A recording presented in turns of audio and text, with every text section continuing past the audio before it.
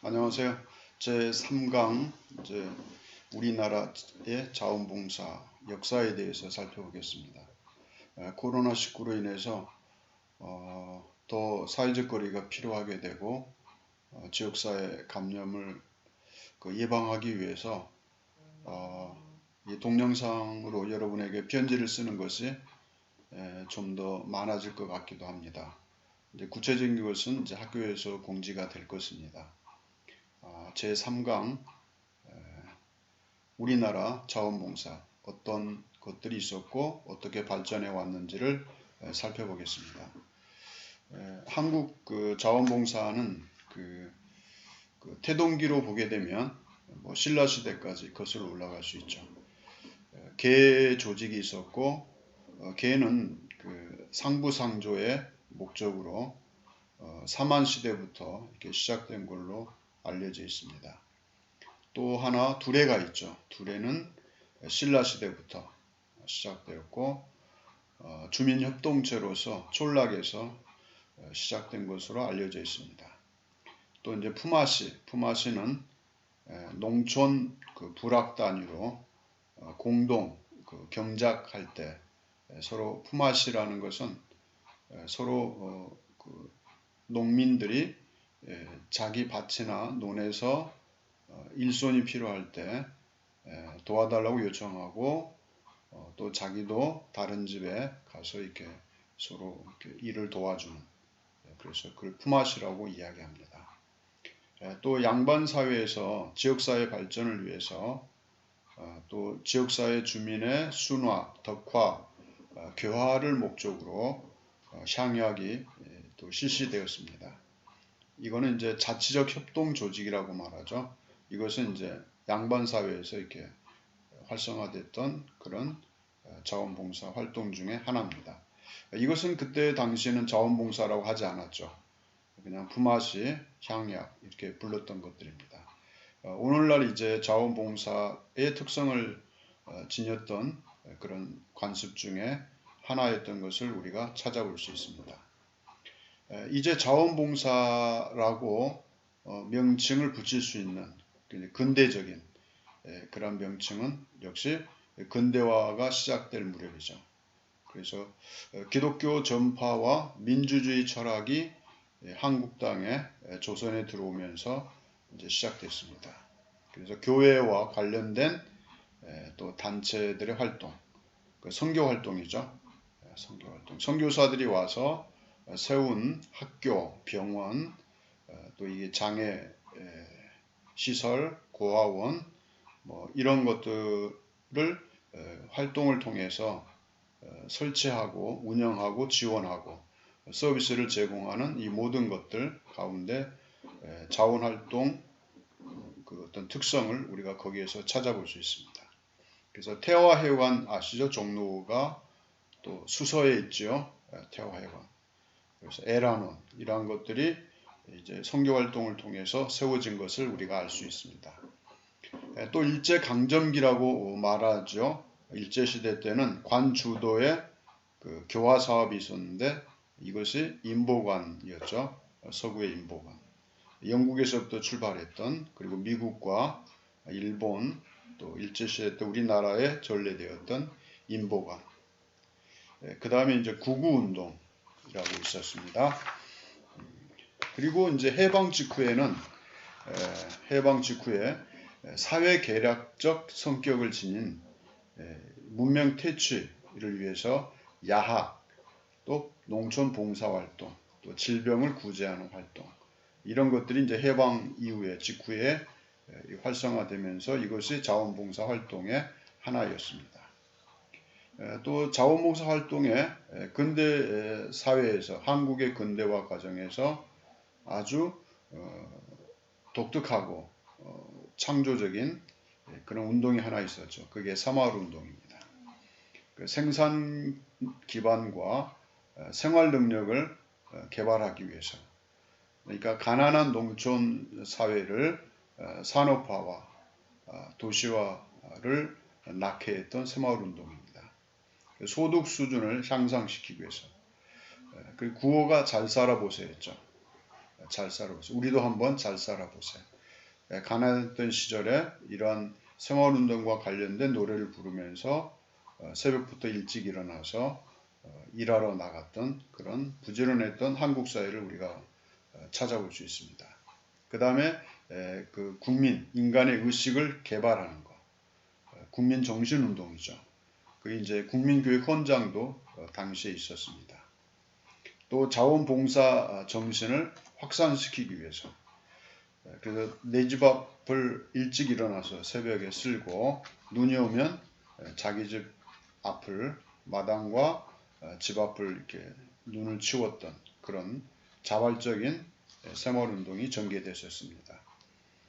그리고 이제 새마을운동 이후에 그 80년대 접어들면서 이제 한국사회복지협의회가 구성되죠. 사회봉사 안내소가 개설되고 이제 확산될 때는 이제 자원봉사가 언제 확산됐느냐? 80년대입니다. 경제 수준이 향상되고 우리나라 경제 수준은 84, 85, 86 엄청난 속도로 이제 경제적인 부를 누린 시대가 80년대입니다.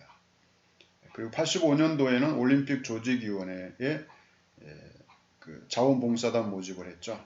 우리 올림픽 경기를 치르기 위해서는 자원봉사단이 많이 필요로 했습니다.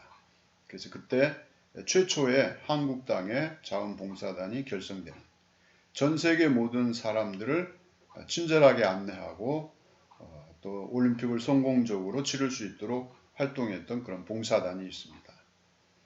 그리고 국민의식을 증대시키고 또 가족 구조의 변화, 또 사회 경제적 변화 이러한 것들은 자원봉사 활동에 다양하게 이제 확산되고 또 자원봉사 활동이 실제 이루어지던 그런 시대가 80년대입니다.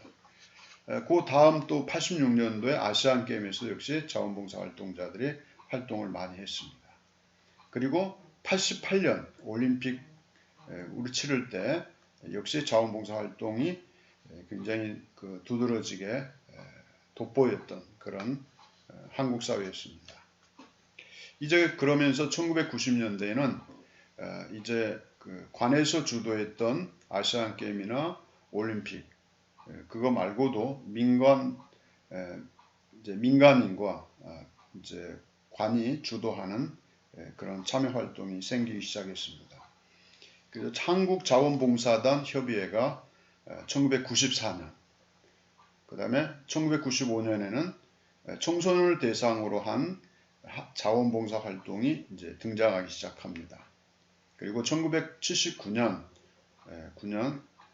그때는 강남대학교 사회사업학과 이게 설치되었죠. 그 최초의 전공 선택 과목으로 시작됐던 그런 것을 토대로 1995년도에는 많은 대학에서 교양 과목으로 개설되었죠. 그 다음에 1996년 한국대학 사회봉사협의회를 발족하기에 이르렀죠. 그래서 최초에는 1979년 강남대학교에서 사회사업학과가 시작된 이후에 빠른 속도로 자원봉사와 관련된 그러한 활동이 시작되었고 또 협의회까지 이렇게 발족되는 그런 결실을 얻게 했습니다.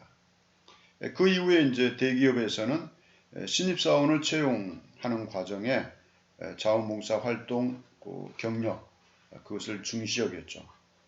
또 마찬가지죠. 대학 입시에도 역시 200시간 이상 자원봉사 활동을 했던 고등학생들에게 혜택을 주었던 그런 시기도 있었습니다. 자원봉사 활동을 이제 인식이 바뀌었고 의식계획이 되었고 중요하게 여겼던 그런 시기가 한국 땅에 이제 도래하게 되었습니다. 그 다음에 이제 재정립기라고 말하는데 자원봉사 활동을 재정립하던 그런 시기, 다져진 시기죠.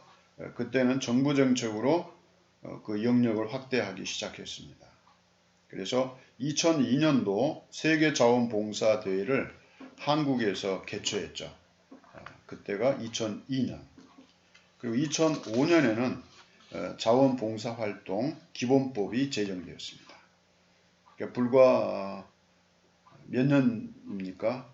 불과 5년이니까 약 한 15년 전 기본법이 제정된 거죠. 2006년 국무총리를 위원장으로 한 자원봉사진흥위원회가 2006년에 세워졌습니다. 그래서 자원봉사 활동하면 이제 우리나라가 과거에 6.25 때나 그 해방 직후에 많은 원조와 도움을 받았던 나라였는데 이제 그렇지 않죠. 자원봉사 활동에 대한 기본법이 제정된 이후 2000년도에 접어들면서는 이제 수요국이 아니라 다른 나라를 돕고 지원하는 그런 나라로 유상이 완전히 바뀌게 된 것입니다. 또 한국 자원봉사 활동의 그 현황을 보면 20세 성인 중 그 자원봉사자의 비율을 보면 1999년도에는 14%였습니다. 그런데 2005년 그 기본법이 제정될 당시에는 약 20%. 그러니까 20세 이상 성인의 20%. 또 1914년에는 22%. 계속 증가하고 있죠. 1919년에는 더 많이 증가되었죠.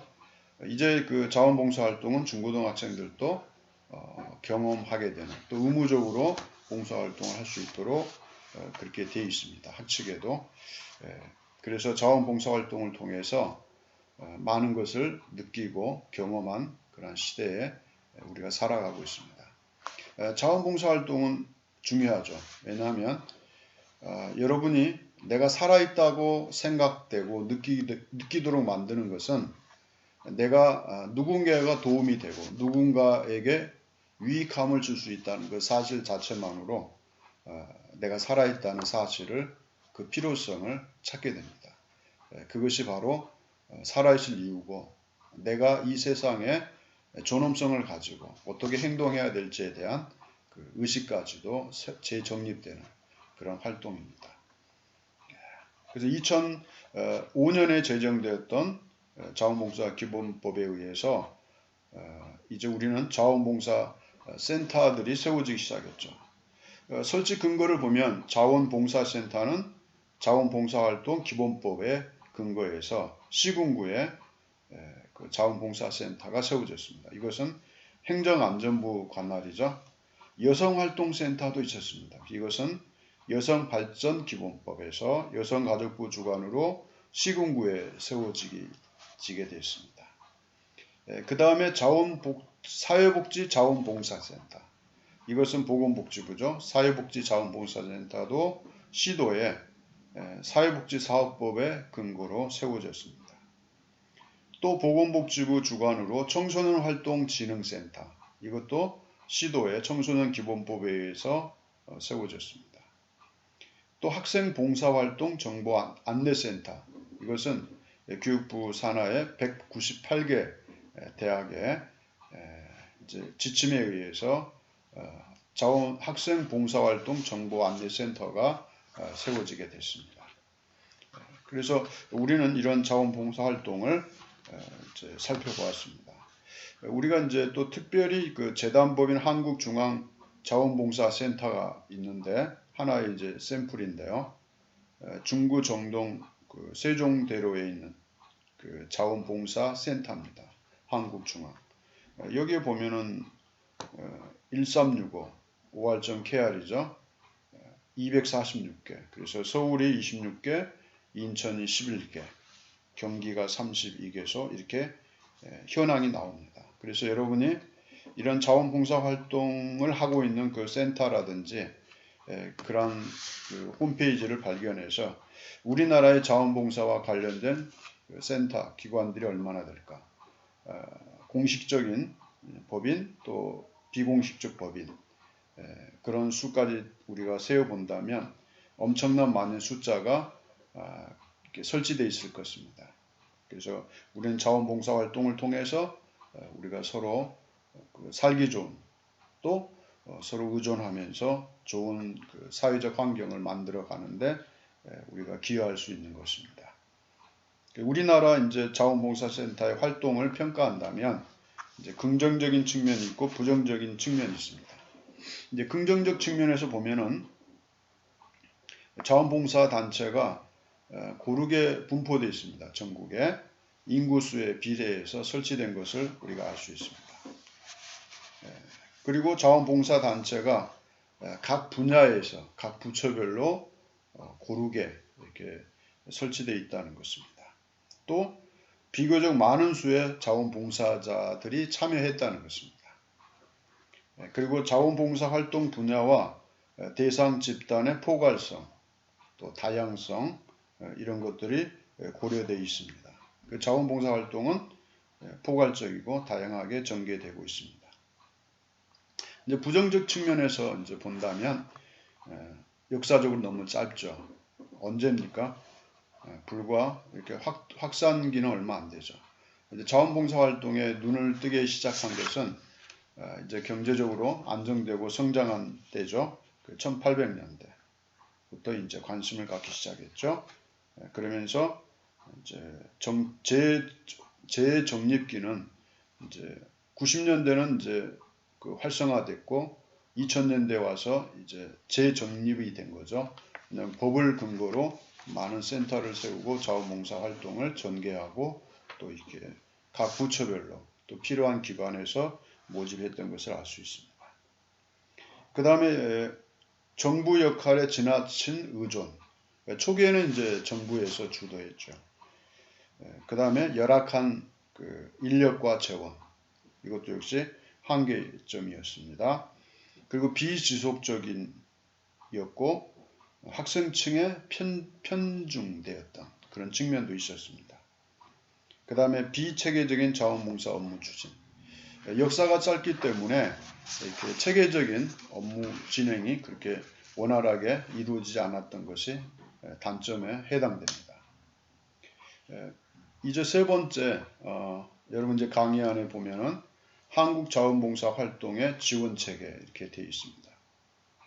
지원체계는 역할은 그 자원봉사 활동에 대한 주요 정책을 심의했죠. 바로 자원봉사진흥위원회 2005년도에 이제 그 기본법을 제정하면서 세워진 것입니다. 그 다음에 자원봉사진흥위원회는 국무총리 산하에 이제 세워진 것입니다.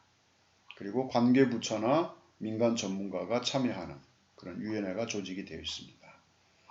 여기에서 하는 일은 자원봉사 활동에 대한 정책과 방향 설정입니다. 그리고 서로 협력하고 조정하는 것. 그 다음에 국가 기본계획과 연도별 시행계획을 세우는데 필요한 모든 것을 그곳에서 관장했습니다.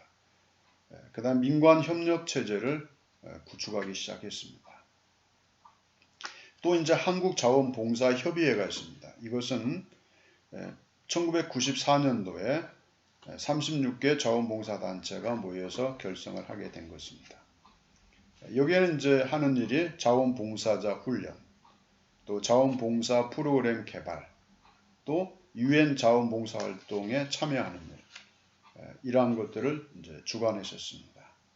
그래서 그 내용들을 구체적으로 살펴보면 자원봉사 진흥을 위한 전문사업 수행, 또 다양한 실천과 전문가의 등에 의해서 홍보하는 것, 자원봉사를 홍보하는 것이죠. 그 다음에 교류, 조사, 연구, 또 정책 건의 등 이러한 것들을 수행했습니다. 또 이제 그 지원 체계 중에 세 번째 보면은 사회복지 자원봉사 정보 안내센터, 그러니까 사회복지 자원봉사와 관련된 정보를 안내하는 그 센터가 세워졌습니다.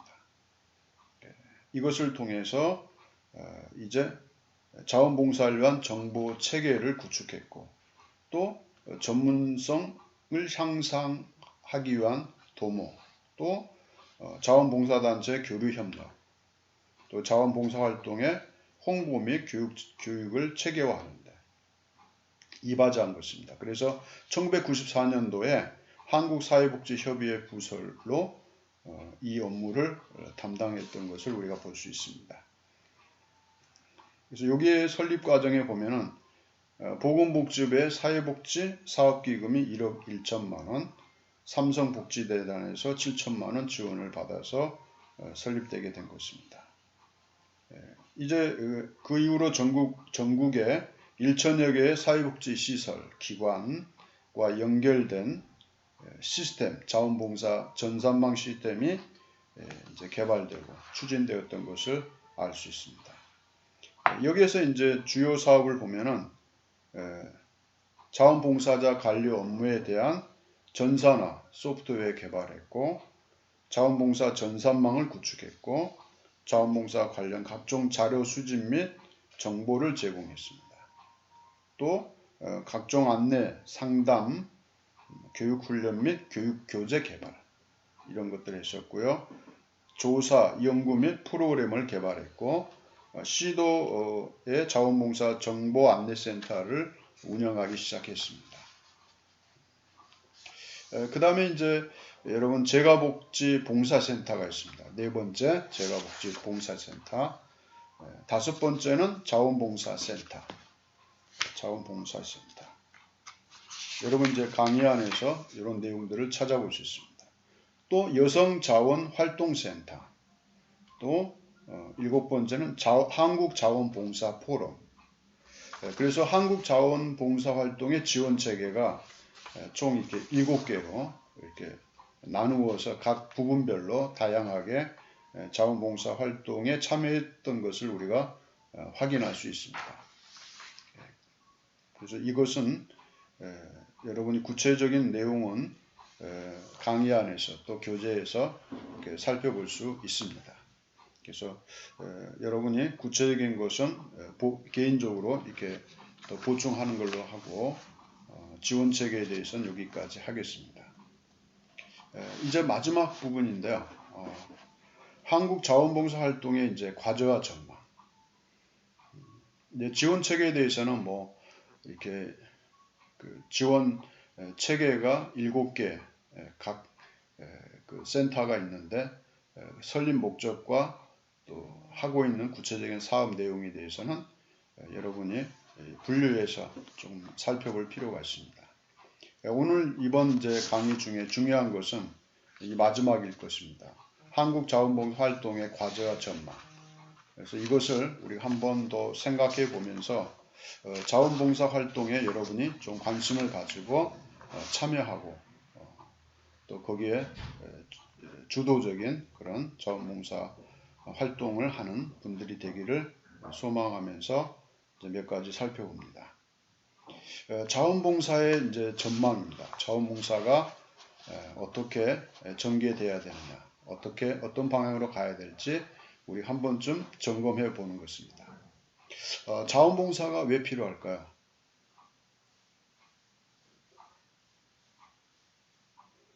자원봉사가 필요한 이유는 그 자원봉사자들의 활동을 필요로 하는 사람들이 있겠죠. 그들이 누구일까요? 우리 현대사회는 정보, 기술, 자본의 불균형입니다. 왜냐하면 가난하면 그 정보도 적습니다. 확보된 정보와 지식이 적습니다. 또 가난하면 기술을 갖기 어렵습니다. 이제 기술은 다양하죠. 모든 이제 기능적인 자격증들이 되겠죠. 그 자격증 결국은 어떤 기술을 가지고 있느냐 없느냐, 이제 그런 것과도 연관이 됩니다. 또 자본, 이제 그 가난할 수밖에 없죠. 그래서 빈곤의 대물림이라고 말합니다. 그래서 우리 사회는 빈부격차가 너무 심합니다. 가진 자와 갖지 못한 자의 빈부격차가 극심하기 때문에 우리는 자원봉사 활동이 더 필요로 합니다. 왜냐하면 자원봉사 활동을 통해서 자기가 가진 재능을 기부할 수 있기 때문입니다. 그래서 이제 저처럼 이제 대학에 있기 때문에 기술은 없죠. 그러니까 이제 재능을 기부하는 거죠. 제가 가지고 있는 것을 이제 어느 기관에서 필요로 할 때는 제가 무상으로 어떤 제가 가지고 있는 지식과 정보를 그들에게 무상으로 제공하는 것이죠. 이런 것들이 되겠죠. 만약에 이제 전기 기사다. 그러면 그 전기에 대한 시설이나 보수 같은 거, 어떤 걸 설치하는 거. 이런 것들이 이제 돈 주고 할 수 없잖아요. 가난하면. 그럼 이제 아주 그 적은 비용으로 어떤 기자재만 가지고 공구를 가지고 가서 이제 수리해주고 이제 수선해주고 고쳐주고 또 설치해주는 그런 것을 통해서 이제 자원봉사를 할 수 있는 것입니다. 아무튼 이렇게 다양한 어떤 직무와 또 자기가 가지고 있는 것을 통해서 우리가 어려운 사람들을 도와줄 수 있습니다. 그래서 개인주의, 이기주의가 팽배한, 그래서 이렇게 소외당하는 우리의 도움이 필요한 사람들에게 내가 스스로 자발적으로 참여하고 그들에게 도움을 줄 수 있기 때문입니다. 이것은 가장 기쁜 일이고 행복한 일입니다. 그래서 우리는 같은 한 공동체 의식을 가지고 양극화로 인해서 갈등이 조장되고 심화되는 이 시대에 빈부가 함께 어울려 살 수 있는 우리가 하나라는 그런 공동체 의식이 매우 중요합니다. 우리는 가진 사람은 더 많은 것을 사회에 기부하게 되면 우리 격려하고 박수를 쳐줄 수 있어야 됩니다. 가난한 사람이 배 아파하면 안 되죠. 그래서 나도 저렇게 부자가 되면 저렇게 사회에 환원하고 도네이션 할 수 있는 그런 삶을 살겠다. 이렇게 다짐할 수 있어야 됩니다. 가진 자가 기부한다고 배 아파하고 열등의식을 가지면 안 됩니다. 또 가진 자가 기부할 때에 없는 사람들에게 이렇게 그냥 자기를 과시하면서 업신여기듯이 이제 도와주는 그런 어떤 태도는 좋지 않죠. 내가 많이 가지고 있고 내가 쓰고 또 남는 그 부분에 대해서 기쁜 마음으로 어려운 사람들을 즐거운 마음으로 그들에게 지원하고 돕는 그런 어떤 선량한 마음으로 우리가 서로 돕고 사는 그런 사회가 되어야만 됩니다. 이것이 가난한 사람과 부유한 사람이 그 어떠한 열등이나 이렇게 멸시나 그런 거 없이 어울려 살 수 있는 사회가 가장 안정적인 그런 사회죠. 우리는 그런 사회를 꿈꾸면서 우리가 가진 것을 가지고 다른 사람을 기쁘게 하고 윤택하게 해줄 수 있다면 이건 기쁜 일입니다. 그래서 공식적인 센터나 그런 것만 생각하지 마시고 개인적으로도 마찬가지입니다. 내가 자원봉사를 통해서 다른 사람들에게 기쁨을 주고 필요를 채우는 그런 본질적이고 기본적인 그런 정신을 가져야만 될 것입니다. 자원봉사가 이제 왜 그런 필요하냐? 그것은 바로 이타심, 또 사회에 대한 이론으로서 책임감, 지역사회에서의 공동체의식, 이것을 우리가 구축하고 그것을 더 확고히 하기 위해서 자원봉사는 필요합니다. 또 자원봉사는 직접적인 서비스 활동이기 때문에 너무나 귀합니다. 사회적으로 소외되고 사회적으로 약자인 대상들에게 따뜻하고 또 분명하고 또 그들의 필요를 채워주는 그런 자원봉사 활동을 확대해 가는 것이 필요한 지금 시대입니다. 그 다음에 자원봉사 활동은 전문적인 활동이 되어야 됩니다. 그래서 전문가의 역할이 필요하죠. 그래서 각자 자신이 가지고 있는 재능과 가진 것을 가지고 우리가 자원봉사 활동에 참여한다면 전문가들의 활동에 그 모습들로 인해서 많은 필요를 다양한 방법과 다양한 부분에서 그들이 제공받게 될 것입니다. 그래서 우리는 자원봉사 활동은 이렇게 전개돼야 된다. 이렇게 우리가 전망하고 그렇게 우리는 자원봉사 활동을 시행해야 될 것입니다. 두 번째 이제 현재 우리가 하고 있는 자원봉사 활동의 상황을 우리가 본다면 자원봉사 활동에 대한 긍정적 인식의 확대가 필요합니다. 현재 우리는 이 긍정적 인식 이것을 확대해야만 됩니다. 자원봉사 활동에 대하여서 누구는 하고 누구는 참여하지 않는 것이 아니라 모든 국민이 함께하는 나는 가지지 못했으니까 도움만 받겠다. 절대 그렇지 않죠. 내가 가난할지라도 내 노동과 시간을 제공할 수 있는 것입니다. 그래서 부자이든 가난한 사람이든 그 활동에 참여할 수 있는, 어울려서 참여할 수 있는 그런 어떤 환경을 조성해야 될 것입니다. 그 다음에 사업의 효율성을 강조하는 기업과 또 기부자가 증가돼야 됩니다. 사업의 효율성은 무엇입니까? 그 기업이 자신의 그 기업의 이윤만 추구하고 그 사회와 무관하다면 그 기업은 돈을 어디서 벌었습니까? 그 사회죠. 그렇다면 그 사회에 환원시켜야 된다는 정신이 있어야 됩니다. 그래서 그 사회에서 활동해서 그 사회 구성원들이 그 사업의 소비자가 되어서 그 사업가가 돈을 벌었다면 그 사업가는 감사하는 마음을 가져야 됩니다. 그 사회를 향하여서 베푸는, 기부할 수 있는 그러한 정신을 가져야 될 것입니다.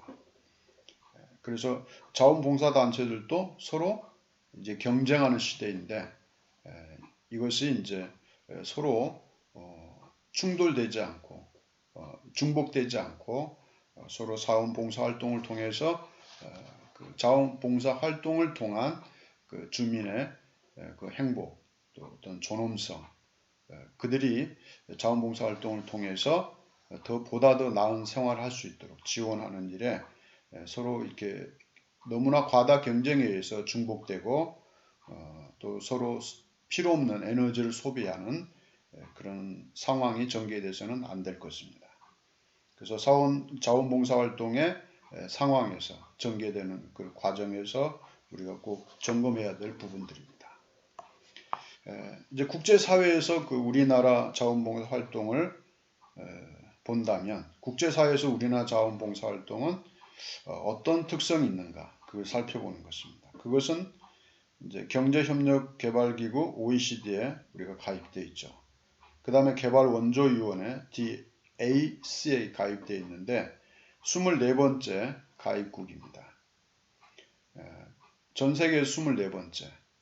10등 안에 있는 국가도 아니었죠. 24번째. 우리는 원조를 받았던 나라입니다. 50년 해방 직후 서구로부터 60년대, 70년대까지. 이제 우리나라가 자원봉사 활동을 시작하게 한 때는 1980년대죠. 그래서 이제 서서히 우리가 도움을 받던 나라가 이제 다른 나라에 도움을 줄 수 있는 나라로 성장했다는데 우리는 주목할 필요가 있습니다.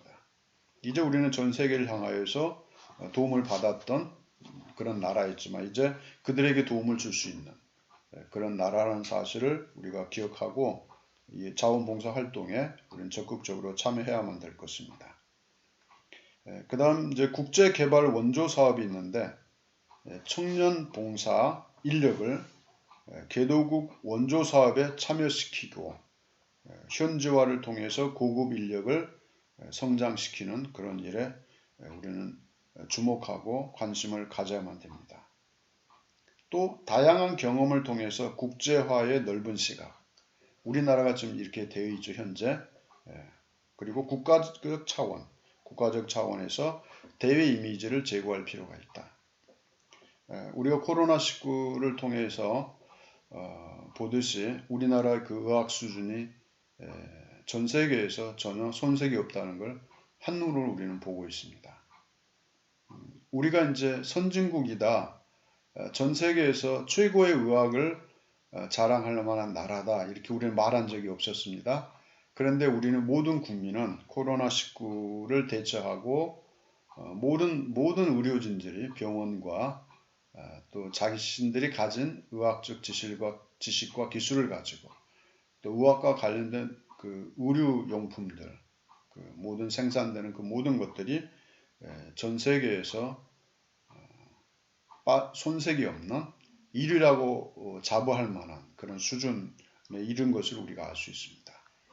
우리는 70년대까지만 해도 가난한 나라였습니다.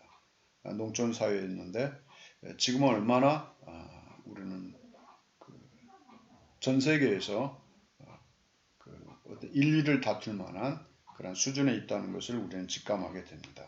우리는 이것을 잘 관리하고 유지해야 됩니다. 그리고 이것을 통해서 우리가 서로 도울 수 있는 길들을 찾아 나가야 될 것입니다.